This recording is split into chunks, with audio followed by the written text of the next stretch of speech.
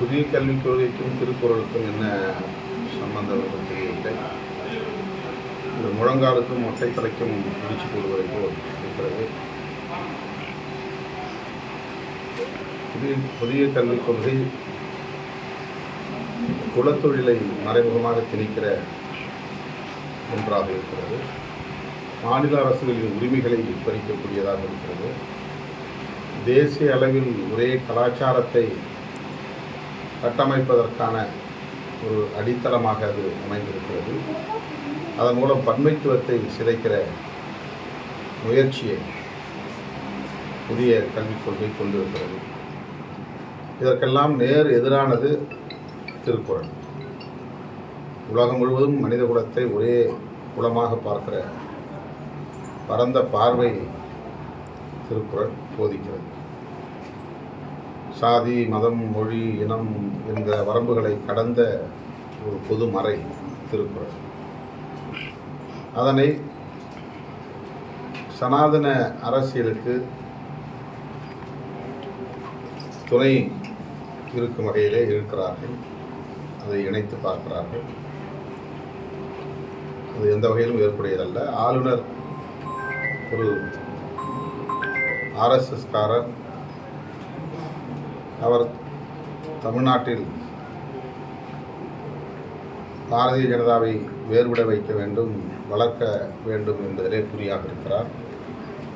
அதனால் அவ்வப்போது தமிழ், திருவள்ளுவர், திருக்குறள், பாரதி என்றெல்லாம் பேசுகிறார். நந்தனாரையும் கையில் எடுக்கிறார். இதுவெல்லாம் அவர்களின் அரசியலுக்கான உத்திகள். இதை தமிழ்நாட்டு மக்கள் மிக நன்றாக புரிந்து வைத்திருக்கிறார்கள். ஆகவே அவர்களது மாய்மால அரசியலுக்கு ஒருபோதும் மயங்க மாட்டார்கள் என்பதை தெரிவித்துக் கொள்கிறேன். அதே மாதிரி தான் திருவள்ளுவருடைய தீவிர பக்தர் தான் நரேந்திர மோடின்னு அமித்ஷா சொல்கிறாரு. இதுக்காக இப்போ திடீர்னு திருவள்ளுவரையும் நரேந்திர மோடியும் அவர் கம்பேர் பண்ணுறாரு. இதே அமித்ஷா தான் ஒடிசாவிலே போய் நவீன் பட்நாயக் அவர்களுக்கு துணையாக இருந்த ஐஏஎஸ் அதிகாரி ஒருவரை, அவர் தமிழ்நாட்டுக்காரர், தமிழர், நவீன் பட்நாயக் வெற்றி பெற்றால் அவர்தான் முதலமைச்சர் ஆவார், ஒரு தமிழரை நீங்கள் முதலமைச்சராக ஏற்றுக்கொள்ளப் போகிறீர்களா என்று தமிழருக்கு எதிரான வெறுப்பு அரசியலை ஒடிசாவிலே விதைத்தவர் அமித்ஷா. தமிழ்நாட்டுக்கு வந்து நாடகம் ஆடுகிறார். தமிழ்நாட்டு மக்கள் புரிந்து கொள்ள வேண்டும். பொதுவாக நீங்கள் வந்து இத்தனாண்டு அரசியல் வந்து பார்த்தீங்கன்னா, நீங்கள் அடிக்கடி சொல்கிறீங்க, நான் வந்து அரசியல் மேட்ச்சில் நான் தான் கீ பிளேயர் அப்படின்றீங்க. இப்போ 2026 சட்டமன்ற தேர்வு வருது. இதுலேயே நீ கீ பிளேயராக இருப்பீங்களா, இல்லை கேப்டன்ஷிப்பை கையில் எடுப்பீங்களா? எனக்கு என்ன பாத்திரம் இந்த தேர்தல் களத்தில் என்பதை விட, நான் என்னவாக இருக்கப் போகிறேன் என்பதை விட, தமிழ்நாட்டு அரசியலில் பாரதிய ஜனதா மற்றும் சங் பரிவார்கள் காலூன்றி விடக்கூடாது. அது பெரும் ஆபத்தாக போய் முடியும். ஆகவே அதை முறியடிக்க வேண்டும் என்பதில் நான் குறியாக இருக்கிறேன். அந்த கருத்துள்ள அனைவரையும் ஒருங்கிணைப்பதிலும் அவர்களோடு சேர்ந்து பயணிப்பதிலும் விடுதலை சிறுத்தைகள் கட்சி தெளிவாகவும் உறுதியாகவும் இருக்கிறது. எனவே 2026 தேர்தலில் அனைத்து ஜனநாயக சக்திகளையும் சிதறவிடாமல் ஒருங்கிணைக்க வேண்டும் என்பதில் மட்டுமே எங்கள் கவனம் குவிந்திருக்கிறது.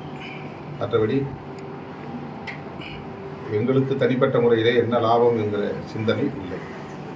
வரக்கூடிய 2026 சட்டமன்ற தேர்தலில் பாஜகவோட நிலைப்பாடு பார்த்தீங்கன்னா கூட்டணி ஆட்சி தான் அமையும் அப்படின்னு அமித்ஷா கூட இப்போ மதுரையில் நடந்த மாநாட்டில் கூட பேசினாரு.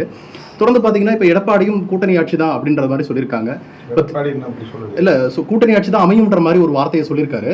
தொடர்ந்து இப்போ வந்து பார்த்தீங்கன்னா கூட்டணிகளை அமைக்கிறதுக்காக வலுவான தேசிய கூட்டணிகள் அமைக்க போகிறோம் அப்படின்ற மாதிரியான முன்னெடுப்புகளை எடுத்துக்கிட்டு தேமுதிக, பாமக, தமிழக வாழ்வுரிமை கட்சி கூட அங்கே போய் சேரத்துக்கான வாய்ப்பு இருக்குன்ற மாதிரியான யூகங்கள்லாம் பேசிகிட்டு இருக்காங்க. இப்போ எல்லாமே ஆட்சியில் பங்கு அப்படின்றத முக்கிய அடிநாதமாக வச்சு தான் இப்போ இந்த எலெக்ஷனே நகரப்போகுது அப்படின்ற மாதிரியான நிலைப்பாடு எழுந்திருக்க போது இப்போ திமுகவை எதிர்க்கும் போது அவங்களோட கூட்டணி கட்சிகள் இவங்க எடுத்துக்கிட்ட அந்த கூட்டணி கட்சிகளோட செயல்பாடுகள் எப்படி இருக்கும்னு நினைக்கிறீங்க? தொண்டர்களோட செயல்பாடுகள், நிர்வாகிகளோட செயல்பாடுகள் ஒரு சுரக்கத்தை ஏற்படுத்தாதா? இவங்களோட கூட்டணி அப்படின்றது அவங்களோட செயல்பாடுகள் ஆட்சியில் பங்கு அப்படின்றது ஒரு விஷயம் இருக்கும்போது இப்போ நமக்கான கூட்டணிகள் ஒரு சுணக்கமாக இருக்காதா செயல்பாடுகள் தேர்தல் போது? முதல்ல அதிமுக கூட்டணி ஆட்சி என்கிற கருத்துக்கு, அந்த நிலைப்பாட்டுக்கு உடன்படுகிறதா என்பதை அதிகாரபூர்வமாக அறிவிக்க வேண்டும். அதுக்கு பிறகுதான் அந்த டிஸ்கஷனே ஃபர்தராக கொண்டு போக முடியும். அதிமுகவுடைய நிலைப்பாடு என்ன? மோடி சொல்கிறார், வரும்போதெல்லாம் சொல்கிறார் கூட்டணி ஆட்சி அமையும். அது கூட இருக்கிற கட்சிகளை ஏமாற்றுவதற்கான ஒரு முயற்சி, ஊசலாட்டத்தில் இருக்கிற கட்சிகளை தம் பக்கம் ஈர்த்து போடுவதற்கான ஒரு முயற்சி, அவ்வளவுதானே தவிர உண்மை அதுவாக இல்லை. என்றைக்கு எடப்பாடி பழனிசாமி அவர்கள் அதிகாரப்பூர்வமாக அறிவிக்கிறாரோ அன்றைக்குத்தான் கூட்டணி ஆட்சி தொடர்பான கருத்தை நாம் விரிவாக விவாதிக்க முடியும். ஆனால் இதுவரையில் எடப்பாடி பழனிசாமி அவர்கள் வெளிப்படையாக அதிகாரப்பூர்வமாக அதிமுக கூட்டணி ஆட்சி என்பதை அடிப்படையாக கொண்டு அமைக்கப்படுகிறது என்று எந்த இடத்திலும் சொல்லவில்லை. அவர் சொல்லட்டும், பேசலாம். இப்போ திமுக மேலே தொடர்ந்து ஊழல் குற்றச்சாட்டுகளே வச்சுட்டு இருக்காங்க. இப்போ ரீசெண்டாக உதயநிதி மேலேயும் அந்த குற்றச்சாட்டுகள் எழுப்பியிருக்காரு, அமித்ஷாவே பேசிட்டு போயிருக்காரு. இது என்ன மாதிரியான விஷயம் நினைக்கிறீங்க? தொடர்ந்து ஊழல் குற்றச்சாட்டுகளை திமுக மேலே தலைவராக இருக்கும்போதே சொன்னார், கெடுவலான்னு சொன்னார். இன்னும் 2 வாரம் பொறுங்க, 3 வாரம் பொறுங்க, இதான் எல்லாத்தையும் ஆதாரப்பூர்வமாக அறிவிக்க போகிறேன் அப்படின்னு சொன்னார். நாம் எல்லாம் தான் காத்திருந்தோம். ஆனால் அவர் ஒன்றும் காட்டலையே. ஒரு பிளாக்மெயில் பண்ணுறதுக்காக சொன்னாரோங்கிற மாதிரி தோணுது. இப்போ இவங்களும் வேறு என்ன கணக்கில் இதை சொல்கிறாங்கன்னு தெரியல. ஆதாரம் இருந்தால் ஆதாரம் இவங்க கையில் அதிகாரம் இருக்குது, உடனே அம்பலப்படுத்தலாம், நடவடிக்கை எடுக்கலாம். பட் ஏன் எதுக்காக அவங்க காலம் தாக்குறாங்க? தேர்தல் அரசியலுக்காக பேசுகிறாங்க. ஏதோ ஒரு மிரட்டல். இந்த மிரட்டல் எதுக்காகன்னு நமக்கு தெரியும். செய்திகளை உடனுக்குடன் தெரிந்து கொள்ள உடனே சப்ஸ்கிரைப் பண்ணுங்க.